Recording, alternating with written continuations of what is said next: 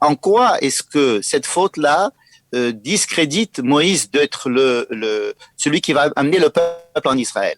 Il est possible de dire que en Israël, et surtout en Israël, il faut toujours faire la différence entre notre amour de la terre, notre foi en l'avenir, entre cette volonté d'habiter Israël et les difficultés qu'on peut y rencontrer.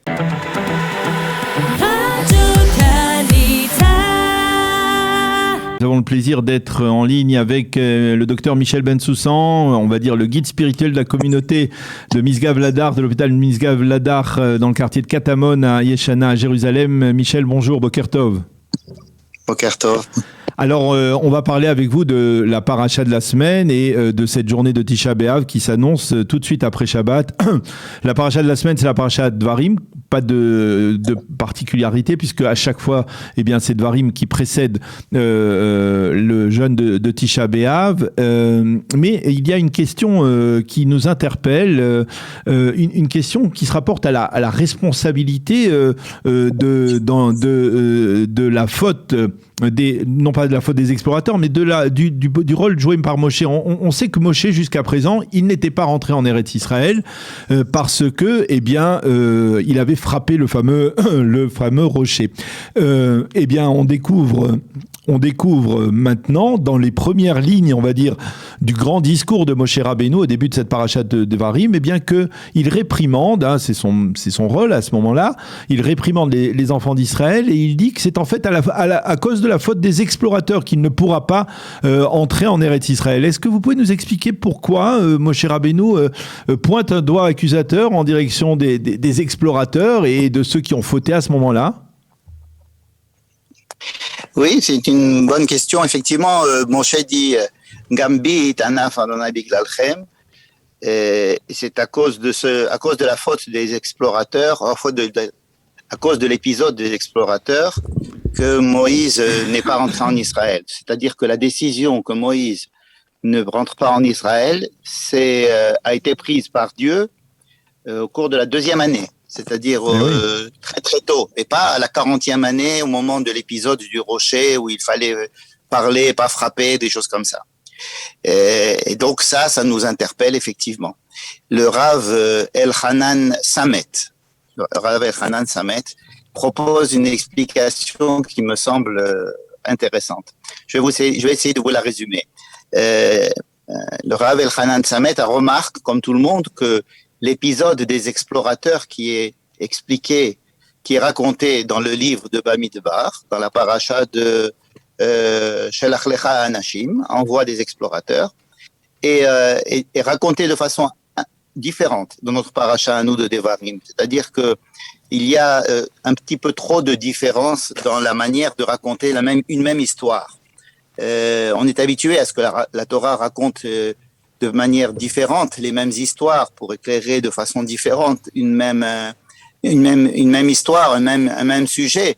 Et c'est toujours enrichissant d'éclairer de façon différente. Mais là, ça commence à devenir un petit peu trop différent. À la limite, on pourrait se demander s'il s'agit de la même histoire. Alors, en gros, de quoi il s'agit? Dans la paracha de Shelach Lecha, c'est-à-dire dans le livre de Bamidbar, c'est Dieu qui demande à Moïse d'envoyer des explorateurs. Oui. Pourquoi pour des explorateurs? Pour savoir si la terre d'Israël qu'il a promis aux ancêtres et vers laquelle on se dirige, leur convient. Leur convient, c'est-à-dire qu'on peut pas faire un chidour, on peut pas se marier si on n'a pas vu au moins une fois, on s'est pas vu une fois avant, même si tout semble collé, si les parents se sont mis d'accord, si tout le monde dit que en fait on convient, on devrait se marier, ben il faudrait quand même que nous-mêmes les mariés donnions notre accord. Donc c'est une histoire d'accord, de consentement, d'acquiescement de ce qu'ils vont aller voir maintenant en Israël. C'est pour ça qu'on appelle ça les explorateurs. Ils explorent pour savoir si ça leur convient. Et c'est pour ça qu'il y en a 12. Il y a 12 explorateurs parce que il faudrait qu'ils représentent la vie de tout le peuple. Et ils vont rester là-bas 40 jours, etc. Bon. Et ça, c'est Dieu qui demande. Dans notre paracha, il s'agit d'une autre d'une autre demande, cette faite par le peuple. C'est le peuple qui vient chez Moïse et qui lui dit, écoute, on va bientôt rentrer en Israël, comment est-ce qu'on va rentrer? Est-ce que tu n'as pas, et ça serait bien d'envoyer des espions. Cette fois-ci, il ne s'agit plus d'explorateurs, mais d'espions. Espions pour savoir tout simplement quelle est la meilleure manière d'aborder le pays sur le plan de la conquête du pays. Donc c'est une autre mission que Moïse reçoit, celle de la part du peuple, et il dit que c'est une mission tout à fait respectable, tout à fait logique, et il est tout à fait normal que nous envoyions des espions. Cette fois-ci, peut-être 2 espions, peut-être 3 espions, en tous les cas de les envoyer un peu comme Josué va les envoyer vers Jéricho plus tard, c'est-à-dire une mission technique militaire. Le problème est que Moïse a reçu ces 2 missions. Une mission de Dieu qui était d'envoyer des explorateurs simplement pour savoir que la terre était bonne et nous dire que ah oui, la mariée est belle, on veut se marier avec elle. Et la mission, une deuxième mission qui a été faite par le peuple qui demandait à ce qu'on envoie des espions. L'erreur entre guillemets de Moïse, la faute de Moïse aurait été alors, selon le Rav Elhanan Samet, de joindre ces 2 missions en une seule. C'est-à-dire de profiter de l'envoi des 12 explorateurs que Dieu lui a demandé d'envoyer et de leur demander aussi de voir quel était le moyen d'espionner la terre, enfin de nous dire quel était le meilleur moyen pour essayer de la conquérir. En tous les cas, de nous donner des informations militaires sur la terre. Bon. Et d'ailleurs, dans la paracha de Shelach Lecha, Moïse, quand il détaille ce qu'il leur demande à ces explorateurs, il leur demande à la fois de savoir si la terre est belle, elle est bonne, est-ce qu'elle est c'est vraiment une terre agréable, elle nous convient. Mais aussi, il pose des questions sur le plan militaire. Est-ce qu'il y a est-ce qu'elle est fortifiée? Est-ce que les gens sont forts? Il y en a beaucoup, il n'y en a pas beaucoup. Quels sont les points faibles, etc. C'est-à-dire que Moïse a mélangé les 2 missions en une seule mission. Et c'est peut-être ça sa faute. Pourquoi? Parce que d'abord, si les explorateurs étaient revenus avec uniquement la mission d'explorer, ils avaient dit Tova, Aretz, Meod, la terre est formidable. Bon. Et ensuite, peut-être les mêmes explorateurs ou bien d'autres espions seraient venus, cette fois-ci chez Moïse, en particulier en privé, lui dire voilà, on a retrouvé des problèmes techniques. Ces problèmes techniques sont très graves, ils sont très forts, etc. On a des problèmes très graves. Nous sommes très, très faibles par rapport à eux, etc. Alors, Moïse aurait pu leur dire, bon, ok, les problèmes techniques, on va les résoudre. Je vais demander, par exemple, l'aide de Dieu, ou bien on va trouver des moyens pour s'en sortir, n'est-ce pas?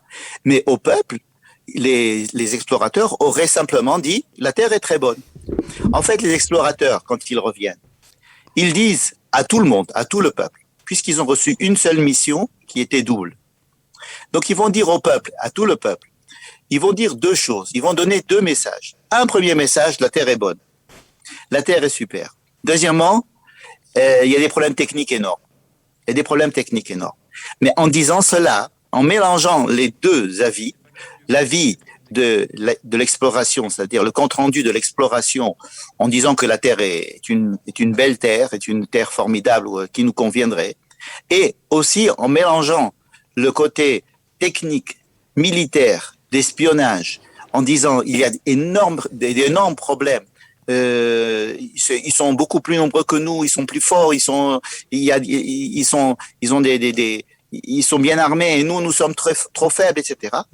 En mélangeant les 2, ils ont cassé l'image, la première image, c'est-à-dire de dire que la terre nous convient. C'est-à-dire que le peuple entend deux choses de la part des explorateurs. La terre est belle, mais on peut pas y aller. C'est ça que le peuple reçoit comme message. Et le peuple dit, alors dans ce cas-là, on n'y va pas. Bon. C'est-à-dire, qui c'est qui est à l'origine du mélange de ces 2 missions en une seule? C'est Moïse. Et donc, Moïse serait à l'origine, si vous voulez, de la faute des explorateurs, de la même manière que Aaron était à l'origine de la faute du veau d'or. Alors vous allez me dire, ce n'est pas ce n'est pas une faute intentionnelle, grave, etc. Mais pour des dirigeants, c'est quand même assez grave, puisque le Rav, dont Yitzhak Abrabanel, dit que Moïse et Aaron n'ont pas été punis à cause de la faute du rocher, mais ils sont pas rentrés en Israël. Moïse à cause de la faute des explorateurs, et on vient de voir pourquoi, et Aaron n'est pas rentré à cause de la faute du veau d'or. Mais à cause, pour essayer de ménager leur honneur, si on peut dire, Dieu a dit qu'il s'agissait d'une faute assez banale de parler ou de frapper le rocher. Oui, mais et donc, justement, c'est quand même assez, c'est Dieu qui explique et qui répète à chaque fois que lorsque Moshe, même dans la paracha de Vaïtranan, lorsque Moshe supplie de rentrer, mais à chaque fois c'est l'argument, vous ne m'avez pas fait confiance, vous ne m'avez pas cru, vous avez frappé le rocher. Il y a pas une autre. Non, il dit pas à cause il dit justement, il dit pas la phrase. Il a dit parce que vous m'avez pas sanctifié, vous m'avez pas sanctifié.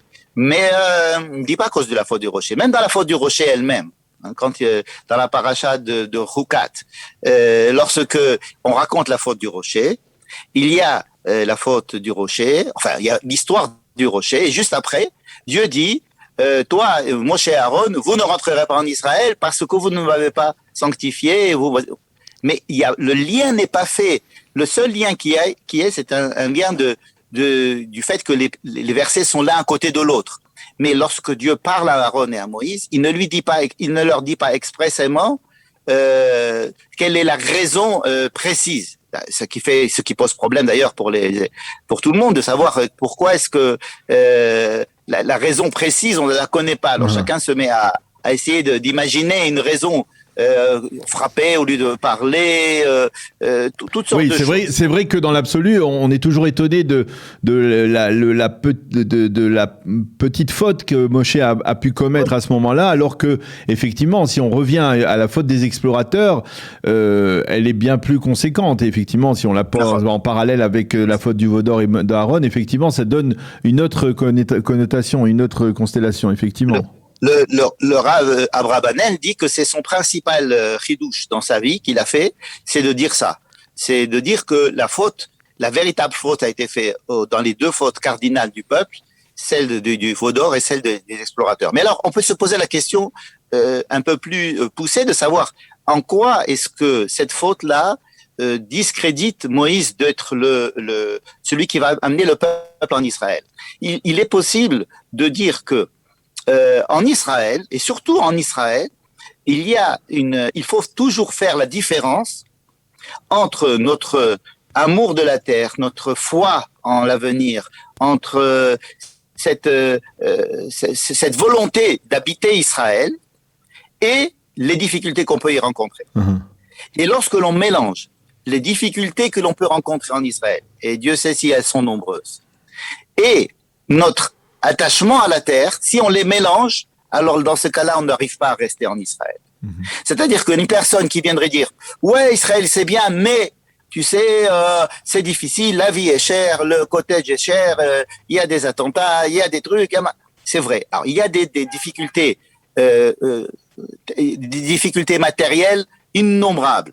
On le sait que la terre d'Israël est une terre qui a des difficultés, qui présente des difficultés à y vivre. Mais il faut séparer cela à notre engagement, notre amour et la volonté d'être sur notre terre et de la faire fructifier. Il n'y a qu'en séparant les deux choses, en aimant Israël de façon profonde et avec énormément de foi dans l'avenir et d'optimisme, et cloisonner cela avec les difficultés matérielles que l'on peut résoudre.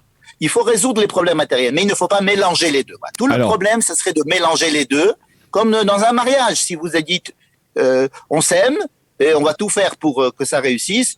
Bon, alors c'est vrai qu'on a des difficultés à surmonter. Bon, on va surmonter les difficultés. Mais si on mélange les deux, on dit écoute, non, moi je supporte plus mon mari parce que il descend plus la poubelle, il descend pas la poubelle, il fait pas la vaisselle. Bon, il y a des problèmes techniques et il y a le problème de rester ensemble. C'est pas pour des problèmes techniques que l'on va divorcer. Alors, les problèmes techniques prennent des fois le pas. On l'a bien compris. Mais il cache quelque chose de beaucoup plus profond. Et c'est pour ça que Moïse n'est pas capable, en tous les cas, il n'est pas à la hauteur de cette séparation, de faire entre les deux. Moïse est quelqu'un d'entier. Il est l'homme de la vérité. Il faut tout dire. Vous avez qu'à nous dire tout à tout le monde. Ouais. Vous savez que Caleb Ben Yefouné, par exemple, le seul qui va rentrer en Israël. Josué va aussi ne pas rentrer en Israël, mais c'est Caleb qui est le plus important ici, qui est décrit comme celui qui avait Ruach HaCheret, qui était très différent des autres. En quoi est-ce qu'il avait Ruach HaCheret et pourquoi est-ce que Caleb va rentrer en Israël? Rashi dit, quand il dit Ruach HaCheret, Rashi dit parce que il avait une qualité que l'on considère comme étant un défaut. Il avait Echad Bapeh ve Echad Balev. Ah oui. C'est-à-dire que Caleb a su jouer sur la séparation des vérités. Il disait certaines choses et il cachait d'autres choses. Il pensait certaines choses et il ne disait pas tout ce qu'il pensait. C'est comme ça qu'il a réussi à quand même continuer à pouvoir parler alors qu'il était en minorité parmi les explorateurs. Echad Bapeh ve Echad Balev, c'est quelque chose qui est extrêmement désapprouvé par tout le monde. Et pourtant, c'est sa qualité. C'est la qualité qu'il a. En Israël. Alors l'idée est extrêmement intéressante, mais il nous reste très peu de temps maintenant pour parler du deuxième sujet dont on voulait parler, c'est de Tisha B'Av. Alors je ne sais pas si je peux vous provoquer peut-être, Michel, en vous posant une question plutôt de but en blanc, on va dire. Souvent on se pose la question, parfois Tisha B'Av aujourd'hui, le temple n'est pas reconstruit. Est-ce que malgré tout on ne peut pas atténuer cette période, cette journée de deuil, parce que, eh bien, tout simplement, si demain on se rend devant le mur occidental, le Kotel, eh bien, on va y rencontrer des milliers de personnes. Même l'après-midi de Tisha B'Av, c'est presque festif au Kotel.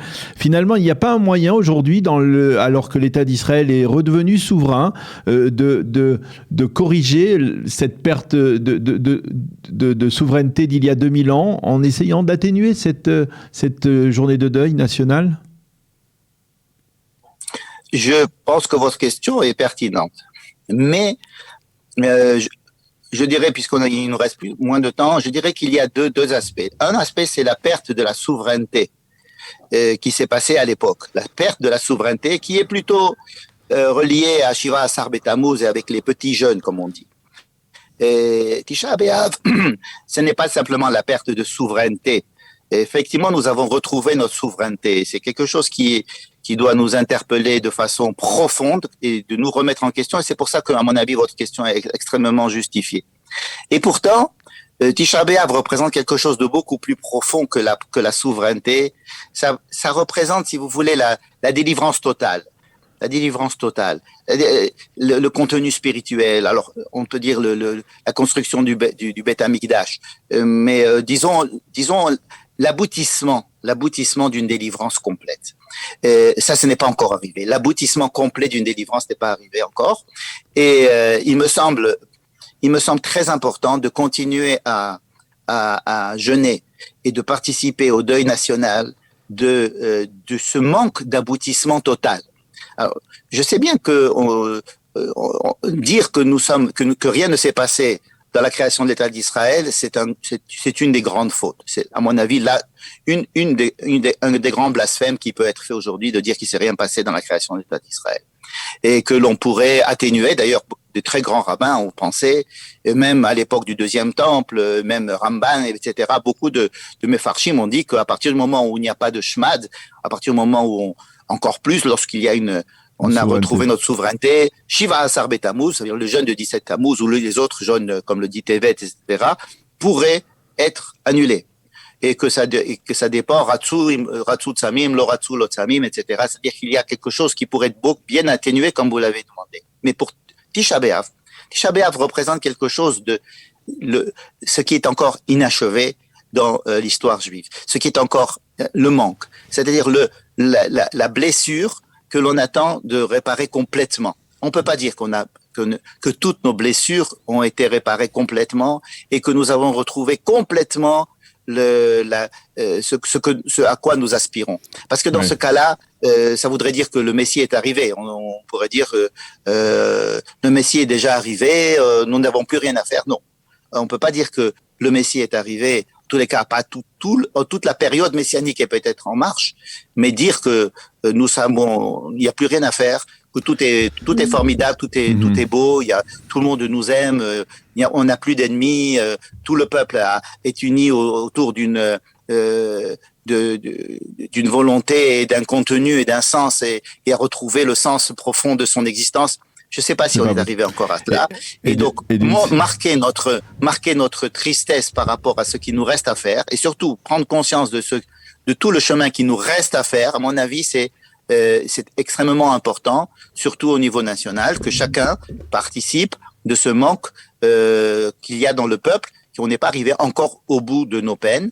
Et je pense que c'est la meilleure manière de continuer à progresser et d'arriver vers quelque chose que nous espérons assez bientôt, vraiment qu'on arrive à résoudre tous les autres problèmes qui nous restent à résoudre. Voilà, et d'une certaine manière, on peut dire que les deux enseignements que vous nous avez livrés, puisqu'ils sont dirigés tous les deux vers les explorateurs, vers cette faute des explorateurs que nous payons jusqu'à ce jour, donc à Tisha B'Av, eh bien, ils se rejoignent aussi, et peut-être que justement, eh bien, il faudra que l'ensemble du peuple d'Israël ait conscience de l'importance, on va dire, de la spiritualité, de ce qui nous maintient ici sur cette terre, et de mettre de côté un peu tous les autres aspects.